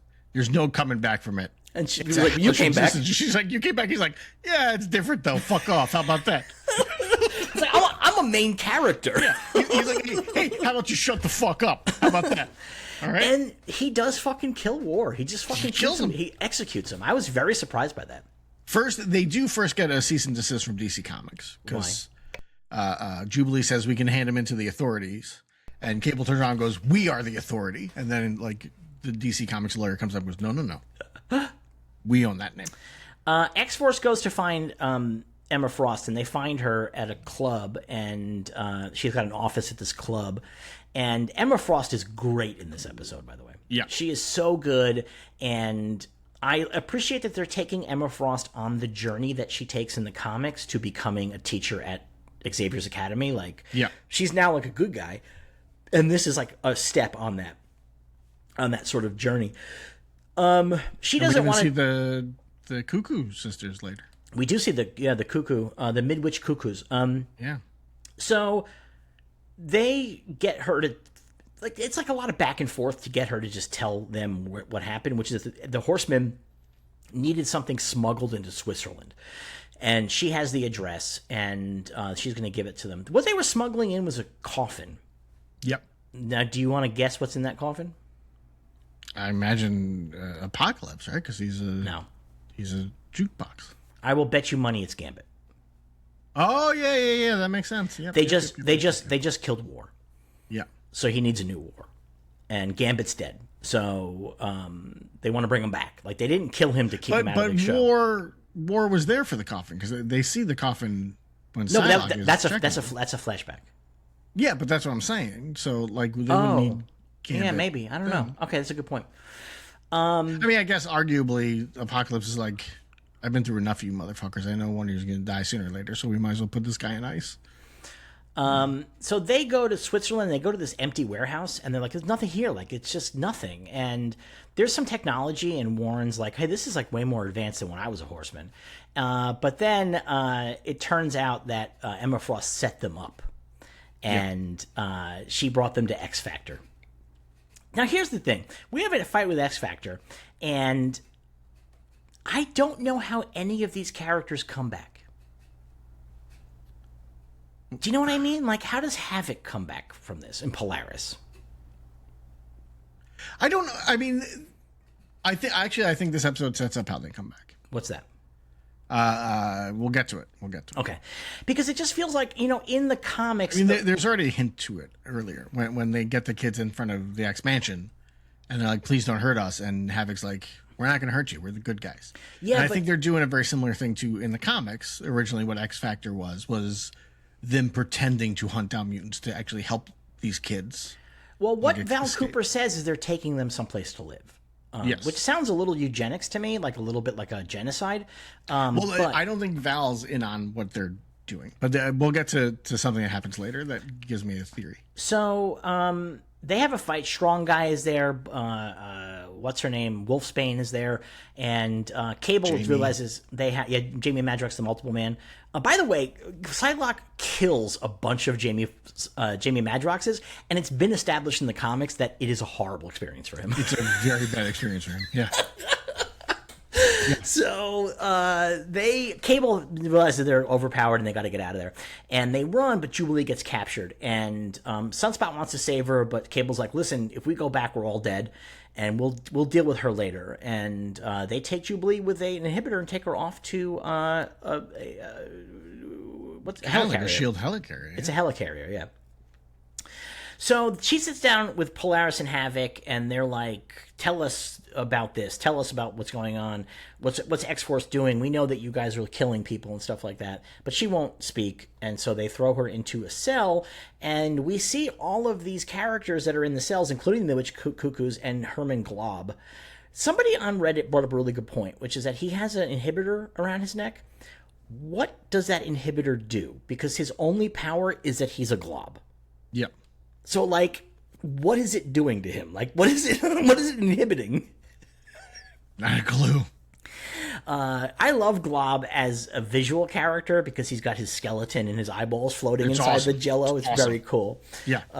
But he doesn't really do much else, though, is the thing. I thought, like, couldn't he dissolve things inside of him or something? Isn't that what he does? I don't think so. You're thinking of the gelatinous cube. Jubilee cries because she sees all these kids in these prison cells. Because she sees the fucking one kid that is always getting captured. It's Leech, right? Leech, yeah. Is it Leech or the one that's always hanging out with Leech? One of the I think it's Leech, I think. Maybe it's Artie. Is it Artie? It might be Artie. Either way, she's like, didn't we fucking save you last season? What the fuck, kid? So as the X-Force is flying in their X-Force, I love that X-Force just has a jet. Like, this is the stuff that I like. Just like, they just have a jet. Don't worry about it. Like, it's a VTOL. Where did they get it? Who gives a shit? They got it. Yeah.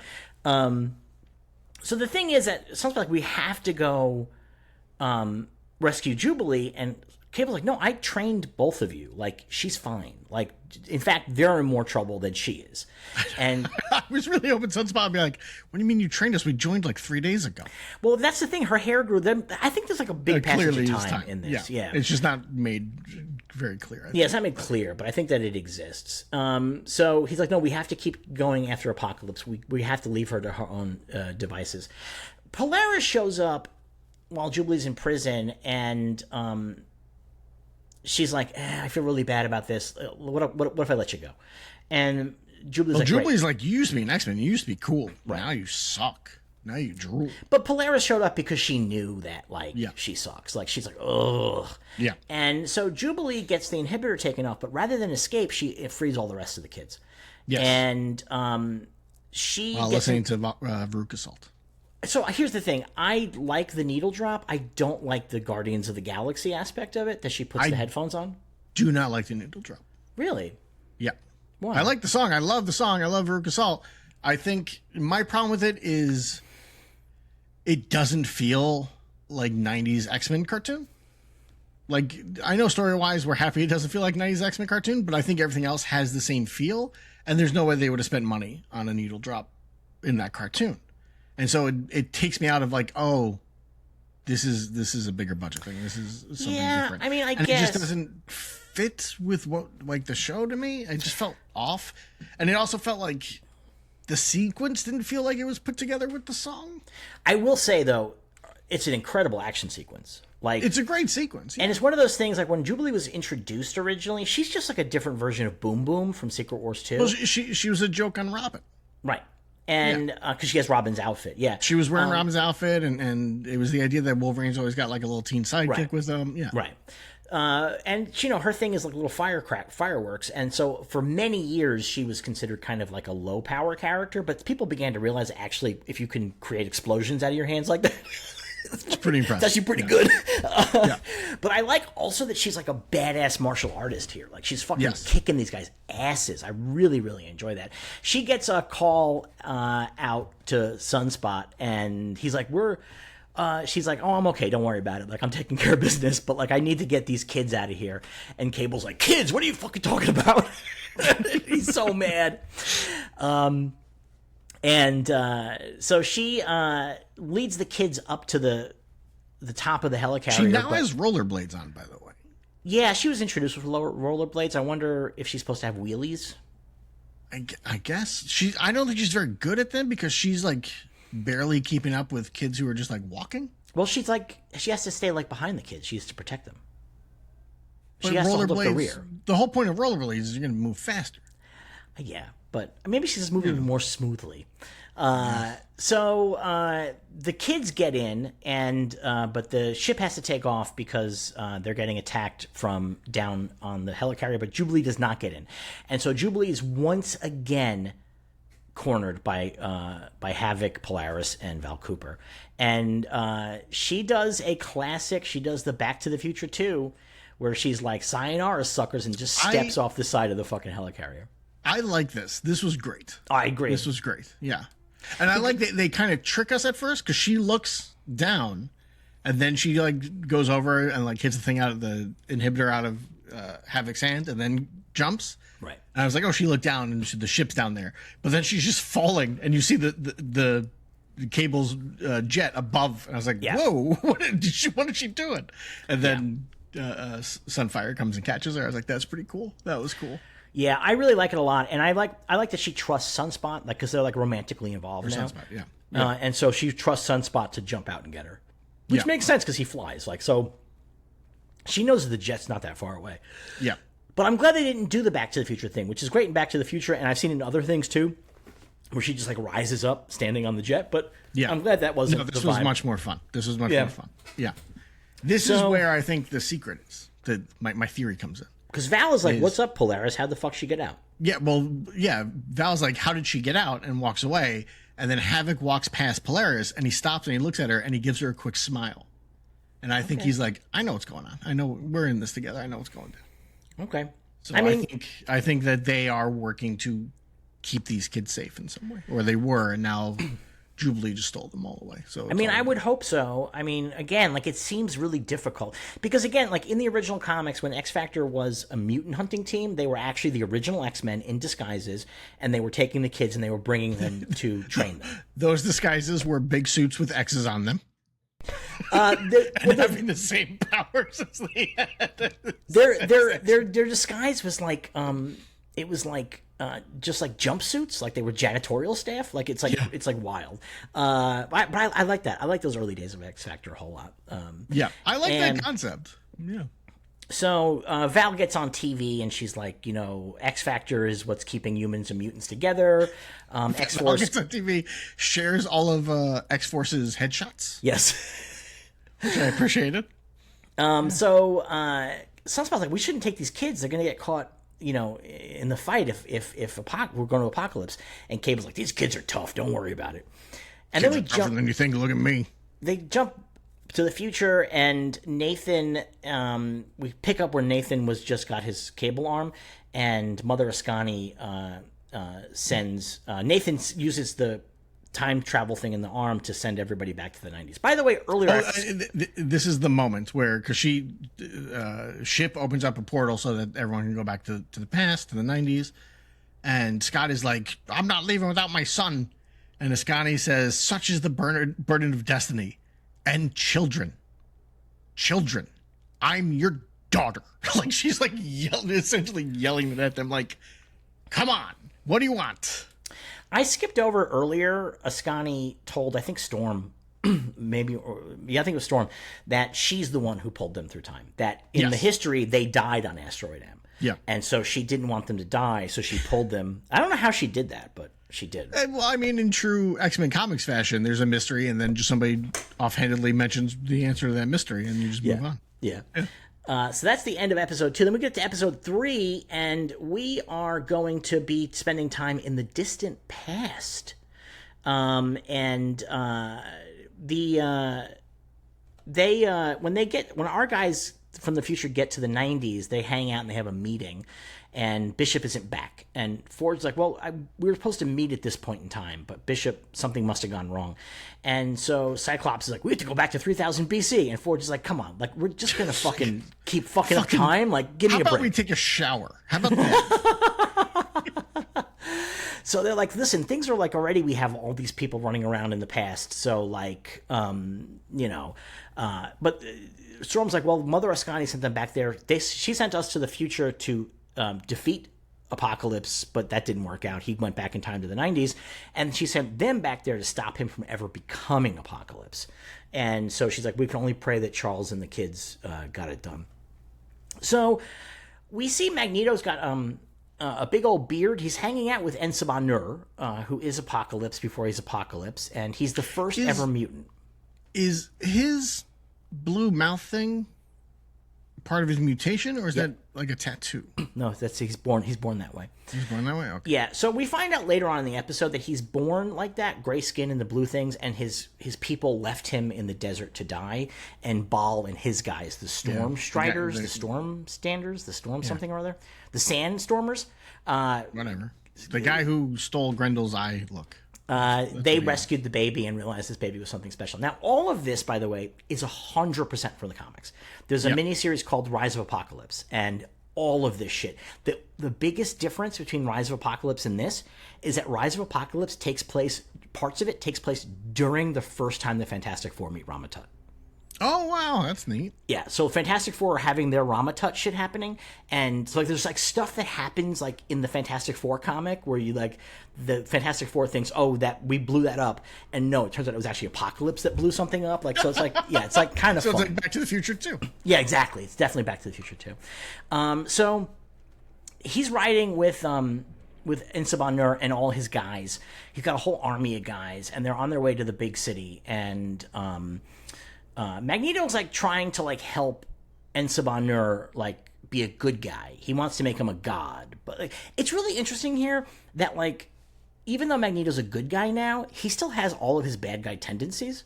Yeah. Which is like, let me help you rule over everybody, but like nicely. Benevolently. Yeah, exactly. Charles is like, leave this fucking guy alone, man. he's Apocalypse.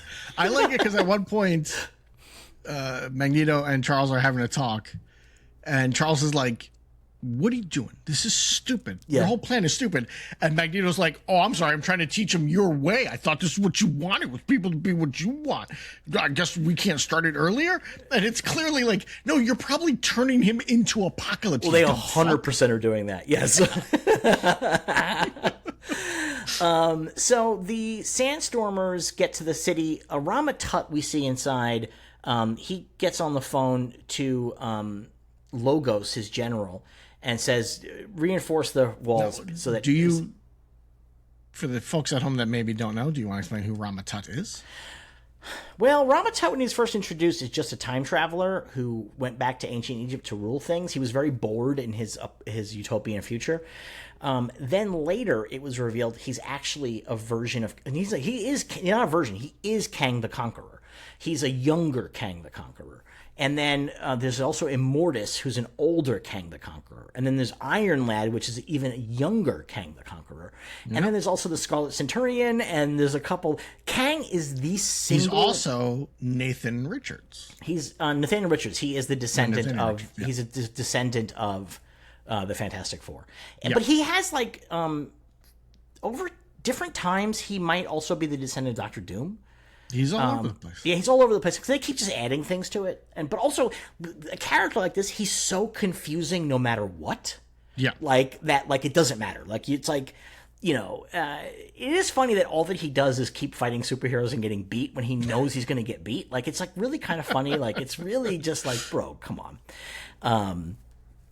There's an issue of Flash with Abracadabra, where that happens, where Flash is like, I'm going to win because you're from the future and you know that you don't rule the world or anything. Like, what is your plan What here? is the deal, man? Yeah. Like, what are you thinking here?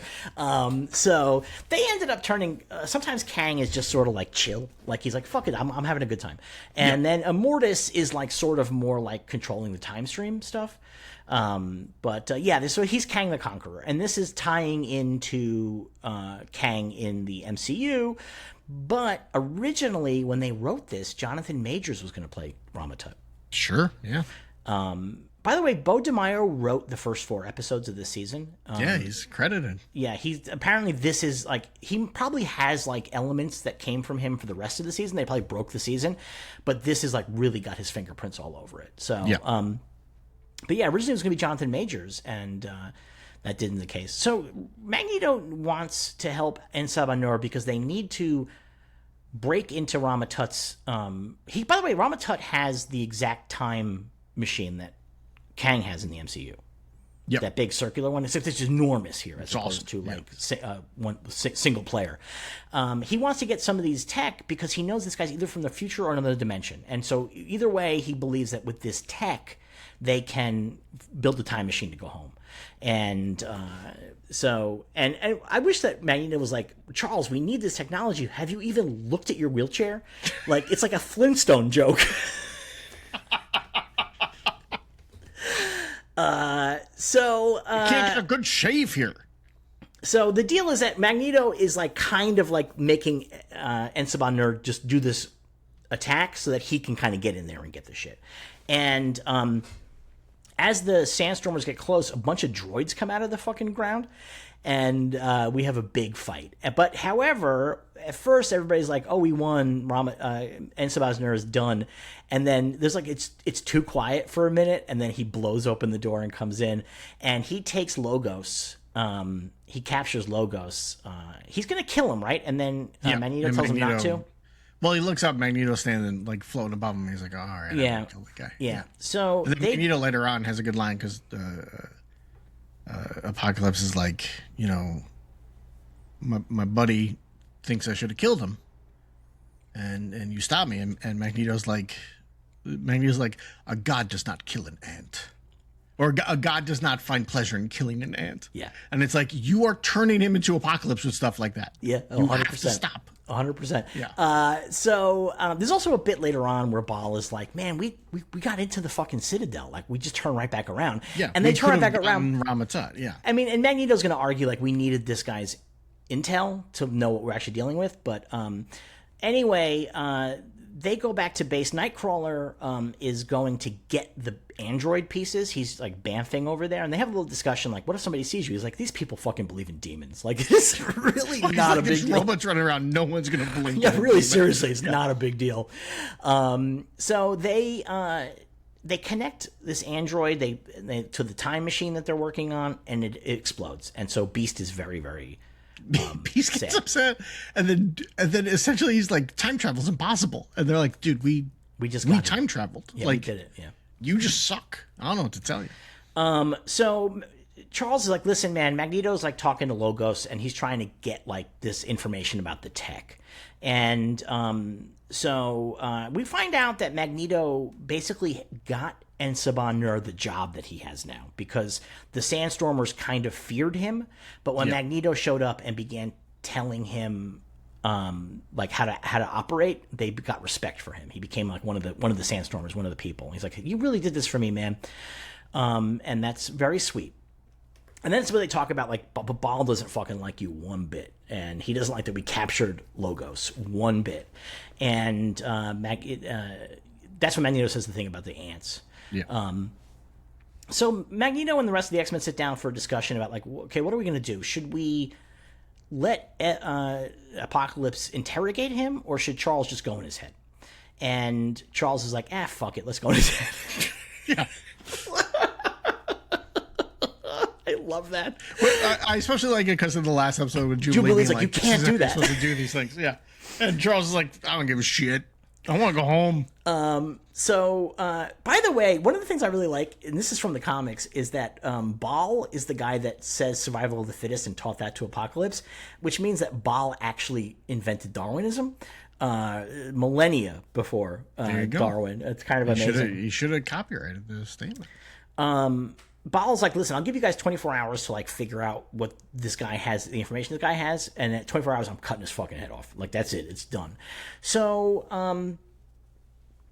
Charles is like, hey, Magneto, why did you tell Edmund Cerna, whatever his name is, that he's going to be like a great guy, that he's going to like change the world? And he's like, listen, if we can make him like our guy, if we get here very early and like convince people to like mutants right off the bat, like we're gonna be great. The future's gonna be terrific. Yeah, this is where he's like, this is what you wanted. You wanted everyone to get along. Well, Charles is like, did you see Back to the Future? Like, if you rewrite history, we're gonna disappear. Like, this is not good. Like, Charles is also like, I don't think everyone's gonna get along when you're telling him that he's a god. You can't do that. That's a bad idea. So Charles goes into Eben Sur Seben. What's his name? I knew this. He goes into Logos's brain, and Logos, man, he's got like a lot going on in there, and Charles having a hard time. He's got like early 3D computer graphics things going on, where she's like, here's some floating pyramids, and here's a big eye, and it's like, what the fuck? Yeah. So it turns out that the mind. His mind is a trap. Now here's the deal. Now Charles is floating around in there. Logos had said like the Pharaoh used a sky people technology to build everything, and so they're like, but the thing is that Logos doesn't like fucking understand that. So Charles is hoping by going in his head he'll be able to like sort of see what's going on. But the whole thing is a trap. And then he ends up at this temple, and there's a voice that says to him, I forget what. What did the voice say? It says, I am the waves that bring the rocks together and crashing you on them or something, and then it's like I am the beginning and the end, stuff like that, like stuff that's like I'm Kang the Conqueror. So this is stuff that Apocalypse said in the past, but here's the thing: the voice, you don't know who it is, right? The credits tell you. Oh, does it? Yeah, it's Eson the Celestial. Oh, okay. Yeah. Wow. Who I believe is the Celestial from Eternals. Yeah. So it turns out X-Men 97 is just picking up everything the MCU dropped. Yeah. He's like, we'll take care of that. We'll handle that stuff. But again, like in the comics, that's the story of Apocalypse. They found Celestial ship and he used the tech. So the mystery is kind of ruined by the credits. Sorry, everybody at home. Well, I didn't see that. You could have just not told us. Well, I wanted to talk about the Celestials because I'm really excited they're bringing the Celestials in. I love the Celestials. You could have waited until they brought in the Celestials. You know what? You know that test that they do with kids and they put a marshmallow in the center of the table and they say, okay, I'm going to leave the room. Don't eat the marshmallow. If you don't eat it, you get 10. That before they even fucking got out of the room. I know. I'm eating the marshmallow, baby. Yeah. Are you fucking kidding me? Come on. Yeah. So, anyway, so now we're like, okay, so something crazy is going on here. Xavier's having a hard time. He's like beat up. And so they got to figure out what to happen. While they're having a conversation, fucking Apocalypse Ball and his guys like go into like their private quarters and they're like, wait. Well, no, it's made me laugh so hard. It's because they're walking and then Magneto like pulls a brick out of the way and hits like a secret switch and a secret door opens and they're in there. And I was like, wait, the X-Men built a secret room inside these guys' base and they didn't know? Like, how the fuck does that work out? I mean, I wonder if this is their base and the Sandstormers are using it. They built an entire temple base? They found a temple and they put stuff up. Maybe. I don't know. I thought it was like the Sandstormers base and the X-Men were just hanging out with them. They see that they have all these androids in their little hidden room, and they're like, fuck, you're betraying us. And Magneto's like, wait, let me explain. This is not what it looks like. But it doesn't make a difference because fucking Apocalypse cuts off Logos' head, just fucking lops it right off, and then the Sandstorm is like, we're going to fucking kill every single one of you. And at that moment, Bishop shows up. And no, Bishop is with them, right? He's like, he's like dressed as a he's embedded. Yeah, he's embedded. He's like, the perfect dramatic moment. Like, what has he been doing? Yeah. As they're fighting, we see that Logos, the camera goes to his severed head and his eye starts blinking. And then we see that blinking is reflected on a control panel back at Rama Tut's joint. Yeah. And so it's kind of like interesting. Like, is he a droid? Is he like a person? What's the story? And I feel like it was Rama Tut put some kind of tracking thing in him. Is how I took it. Yeah, I couldn't quite tell. I mean, it doesn't really matter. But what it is that this basically it's a GPS, right? So like, he's like, okay, great, now I know where these fucking guys are hiding, and he shoots a fucking laser beam at the base and blows it up, and that's the end of the episode. Well, no, he gets ready to shoot a laser beam. Bishop is like, we gotta go right now. We gotta leave. He gives them all like the little bracelets that they can time travel with. He's like, we gotta go right now, and they stand there for a moment in silence, and then Xavier turns to Magneto and is like, we gotta discuss what you did. And then Bishop is like, no, we gotta go. And then the place blows up. And it's like if Xavier could have just waited 2 minutes until they got back to 1997, they wouldn't be. I mean, obviously they're not dead, but like, no, yeah. Well, the thing is, like, so yeah, Apocalypse, like, basically, he's turned into Apocalypse here, like, more or less. Like, he's, like, got that rage and shit like that. So, like, Magneto did this. Magneto made Apocalypse. It's a great moment where, because he cuts off that guy's head, and Magneto gets just splattered with blood. And yes, right in his Magneto face. Is like, yes. Like, oh, I fucked up. Yeah, it's really good. It's really good. I forgot that they've... That's the thing, is that they would never had blood spattering on the face back in the 90s, either. No. That didn't take you out? Only the song? The song more than that. Like, I mean, because already, like, this show is more... mature and adult than what the 90s was, the 90s show was, but, like, and better written and not confusing. Yeah. But, like, the song thing just felt wrong to me. It was like, no, you're going too far off course with that. And then we get a to be continued card, which means that that we're continuing with Apocalypse's origin next week. Yeah. What'd you think of these 3 episodes? Second episode was great. First episode was really good. Third episode I thought was kind of,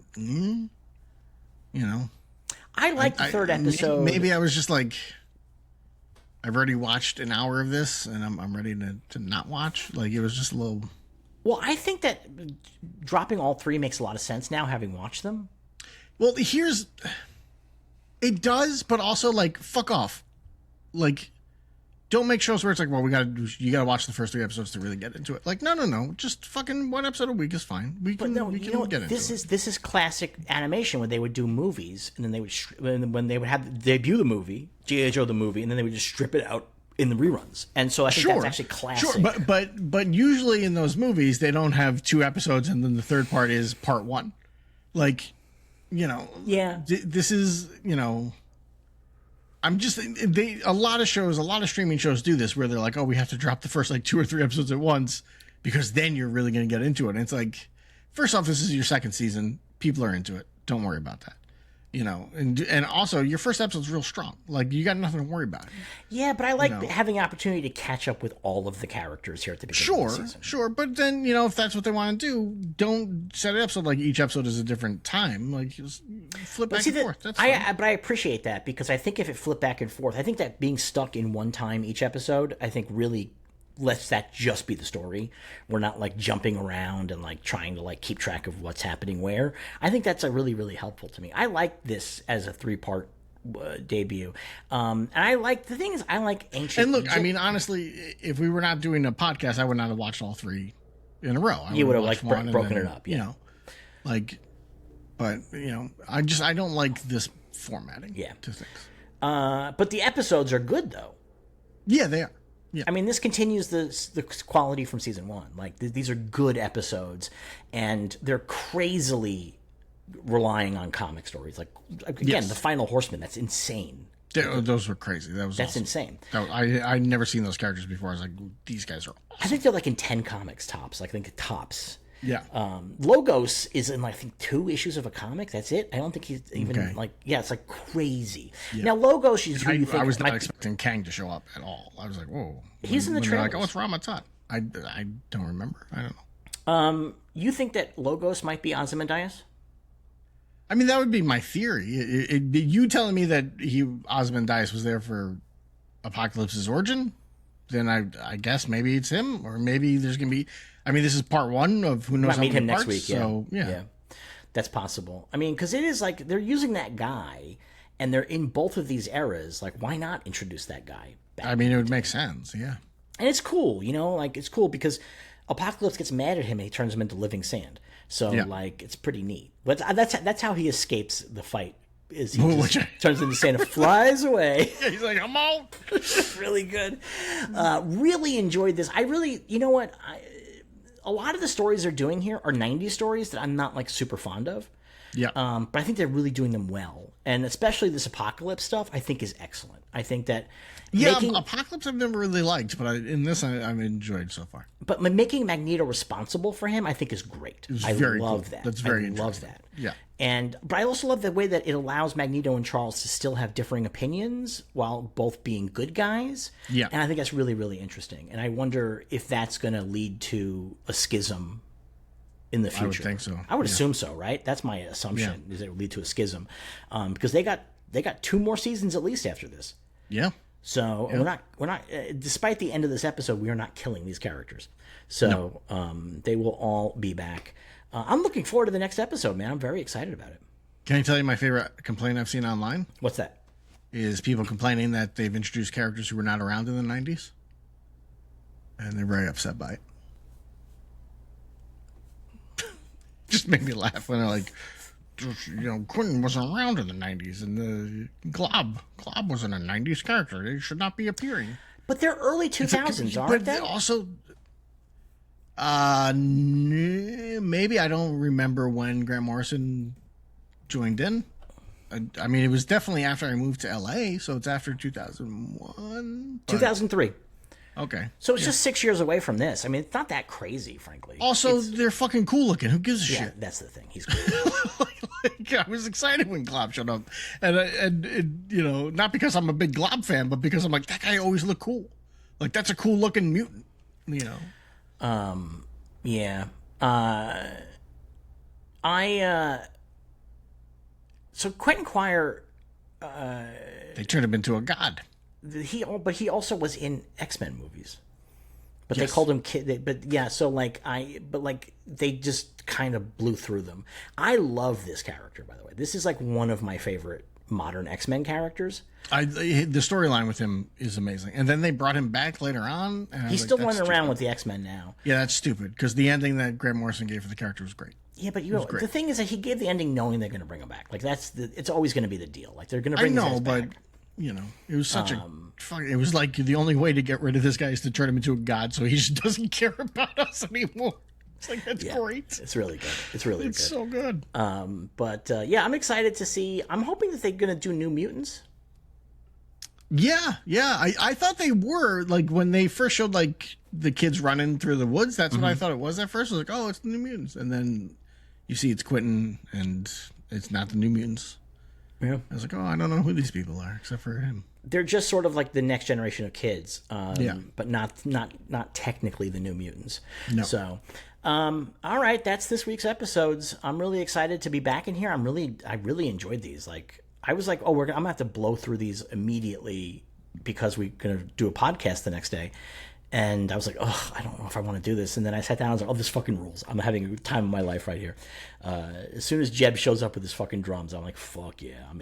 I was so excited. I was like, when he started just banging away on the drums, I was like, what is this? What is happening? Yeah, that made me very, like, all four of them were so cool looking. And so, like, I was like, this is, like, that's the kind of thing I do love about the X-Men is how, like, culturally and racially diverse everything is in the X-Men stories, so that you'd have things like that just pop up and be like, yeah, that's fucking part of it, and it's just fucking crazy weird stuff. It's cool. Just wild. Yeah, it's just wild. Yeah. All right, we'll see you guys again next week. Until then, may you be happy, may you be healthy, may you be safe, may you be well, but most of all, but in the meantime, we'll see you somewhere across the Omniverse.